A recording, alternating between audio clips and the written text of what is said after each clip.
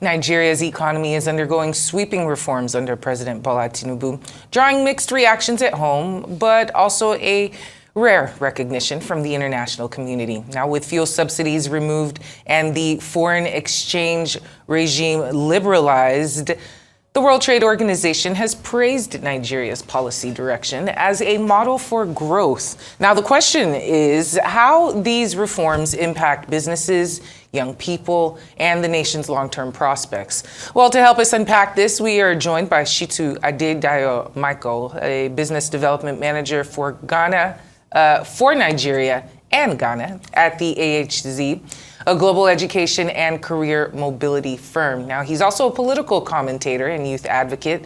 He's committed to inclusive development and empowering Nigeria's next generation of leaders. Welcome to Newsday, Micheal. Thank you for joining us. Thank you for having me. Well, we hear that President Tinubu has gotten commendation for his economic reforms. What's your initial assessment of our president's economic reforms? Yeah, thank you for having me once again. I mean, so the World Trade Organization chairman I mentioned, we are on a path to growth. The decision that has been taken is giving us an opportunity for growth in Nigeria. If you ask for my assessments, those decisions that have been taken already about our economic situation, basically the two reforms, which has to do with our subsidies and the floating of Naira to growth at its own pace, is a bedrock, is a benchmark for a growth. So I think we are in a path towards a good direction, depending on the discipline and the political will of the people in power and of the Nigerians themselves, that determines what kind of futures we will have.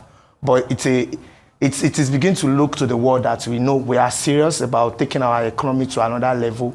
And, like I said, the political will of the leadership and the ability to be able to stay further is what will determine what we are able to achieve from it. One of the major things she said, that's the Director General of the WTO, Ngozi Okonjo-Iweala, is that President Tinubu's reforms are moving the economy in the right direction and that now the economy is stabilizing.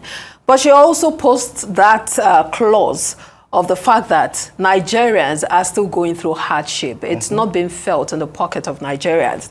How do we reconcile that stabilization that the economy is feeling or experiencing with the experience of the average Nigerian who is not still able to afford food and commodities? Thank you. Very interesting conversation. The decisions that have been taken are very, very important for our growth economically in Nigeria. That's decisions around our subsidy and the floating of Naira. And that is the major reasons why we are in the economic situation for the common Nigeria, like we have said. But this is like a surgery. It's a process of setting a bedrock. If we continue to do the subsidy regime, or we begin to use our resources that are supposed to go into our health, educations, and all that, are continue to use to stabilize the dollar, so that we buy things at the assumed rates that the government set it at, we'll be giving the world, our economy will continue to suffer.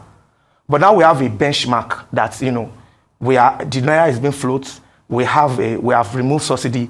Our economy is beginning stability. When you hear the word stability, it's not referring to, it has not dropped down to the common man, like maybe in our food, the prices of things we buy on the street and all that. What it means by stability is that Nigeria is now in a position where you can be confident of putting your investments into the country, because you can see that our currency is stable. And our economy, we have an economic stability, and it is a place that you can engage. And then once you have that kind of stability, you can build growth. As you grow, that is when you now begin to feel the impact on the generality of people, because there will be more job being created, which should now, which should now sink down. So that's why Nigerians need to, if we want to move into food, into having food, having more money in our pockets, we have to engage the economy ourselves. By engaging farming, by picking up new skills, by, committing into the economic activities. We need thinkers in Nigeria at the moment. We can't turn away from the entertainment phase and begin to tackle the real issues. Move away from the regular, the entertaining space that we all love to the going to the farm, engaging our economy and begin to become, so that we become a country that produce, such that our economy will continue to be stronger and stronger and stronger. I think that is why that's why if you have heard during that conversation, she said, when you were going to, she said that it's a bedrock. It's just that they've laid the table. We need to build. We will now determine what kind of building we want to set on those buildings. This is decision that is both from the government. That is why I said in my introduction that the political will if the political will is there to continue to build and give the enabling environment, we have to strengthen our road, strengthen our security, so that people have confidence into going. We have to ensure equity and law, so people can trust the system to say, oh, I want to put my resources, I want to invest. Is my investment safe? That is what we now determine where we are going. So, but in as much as we still, that does not mean that the fact that food prices and the inflation generally is still like a reaction to everything to all those two major policies. So that is my thought on that, actually. Now, the government stated that the funds that were saved from subsidy removal would be redirected to critical sectors like infrastructure, healthcare, just as you said, and education. What's your view on the transparency or effectiveness of the redirection of the funds so far? Okay. So these are another very interesting conversations, As you know, the subsidy regime, we were taking loans to feed the subsidy up, to fill the gaps of the subsidy. So what the current government have done, as you have seen, the current government has improved our reserve, tried to clear off debts that we have, like the IMF debt and all that. And this is sending signals to the international community that, we are serious countries that are ready to do business with the world. So, but the greatest concern with Nigerian political space up to today is still transparency and communication. It is the fact that you cannot trust the system. I think the government does not trust the people don't trust the government.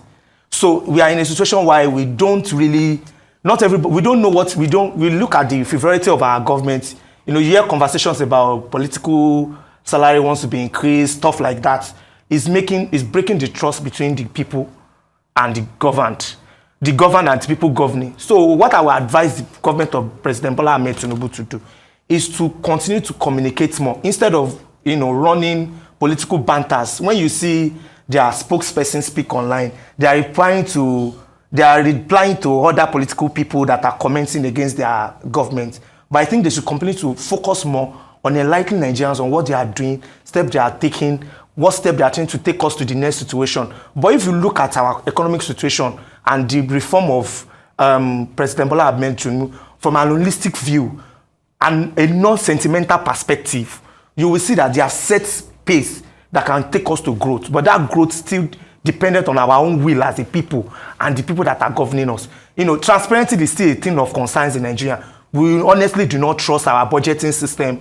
We don't trust the figures. We feel like there's still mistrust between the government. Politicians are still maybe corrupt. There's still worries of corruption. So my advice to the government is to, cap down corruption, not just by capping that, showing the people that this is the will that they are really tackling corruption. Then we'll all be able to trust in the system.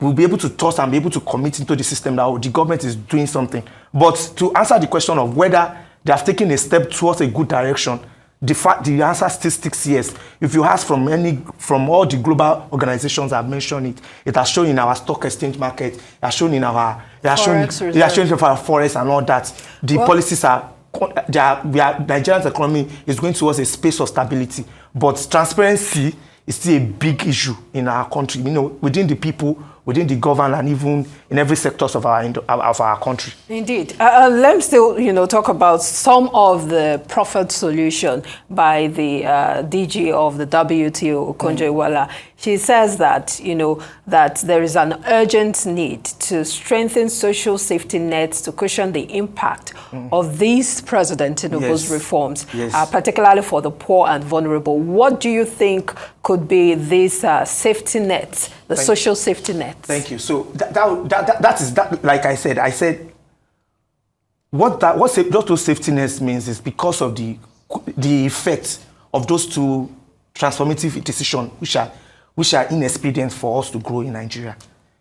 It sent millions of Nigerians into poverty and into a struggling state. What she's saying there is that they should provide social support to these people. The government of President Bola Ahmed Tinubu actually provided. I'm not a member of APC, but I speak to the information that I know. They've made efforts, not cash distribution that they have done. What she's suggesting is that they should create an enabling way for people to survive, maybe support the people based during the period during this period of hardship until we get to a place of solvency. What the government is now advising is that if you remember, sometimes ago the president's wife was showing that people should start growing farms, growing food from their own backyard, engaging in different activities. Maybe they are different. Some states takes up some kind of social activities, or maybe deduction on transportation. They are giving out cash. I'm sure you have seen the news where they said they were issue cash to certain people. Those are the policies they are taking to even kind of caution. But that is not enough. I think I commend policy like that of the Minister of Communication and Innovation, where they are training millions of Nigerians to have technical skills in be able to be part of the tech world. They call the program 3MTT. This is a program that they are training ordinary people. You have no knowledge, no skills before. They train you to be able to use technology, to be able to engage into AI and all kind of technological system, and be able to be marketable, be able to get employable in the world. Those are kind of policies that can help.